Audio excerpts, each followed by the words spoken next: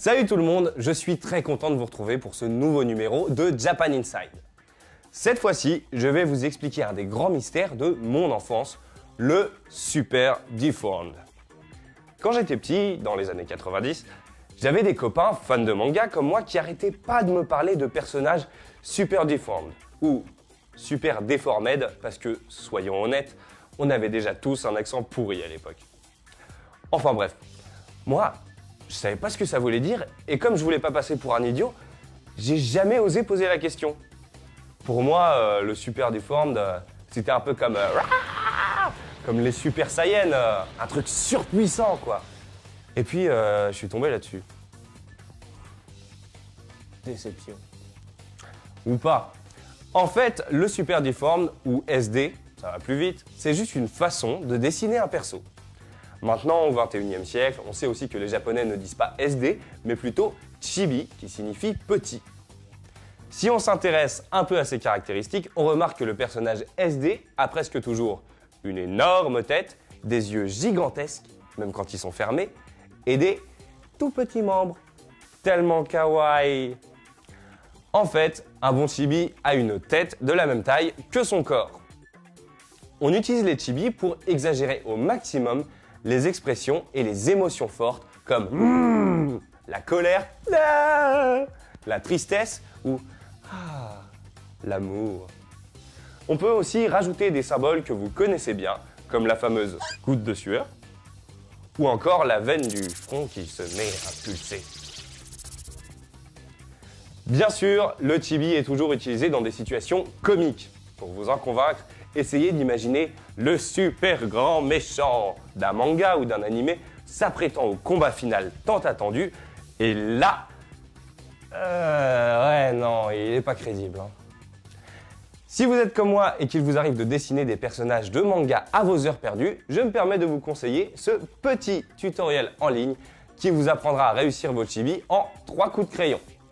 C'est tout pour aujourd'hui, mais je vous donne rendez-vous très vite. Ya, mata kondo!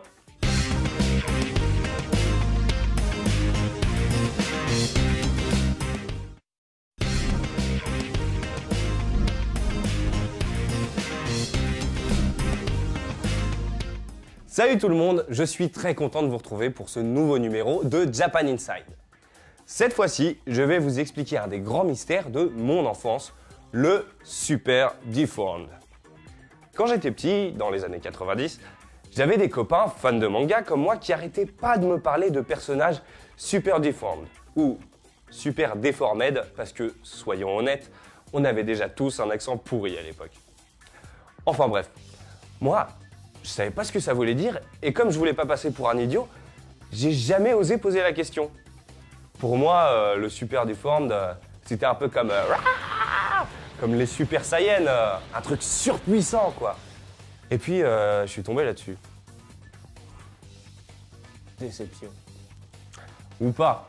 En fait, le Super Deformed, ou SD, ça va plus vite, c'est juste une façon de dessiner un perso.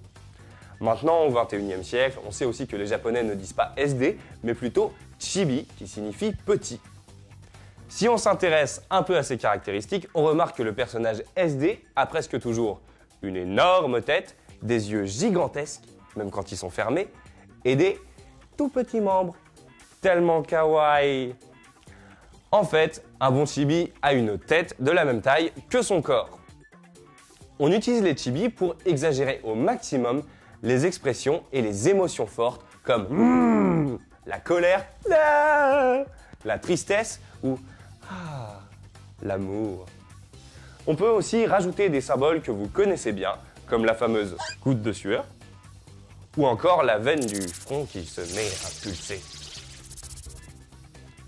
Bien sûr, le chibi est toujours utilisé dans des situations comiques. Pour vous en convaincre, essayez d'imaginer le super grand méchant d'un manga ou d'un animé s'apprêtant au combat final.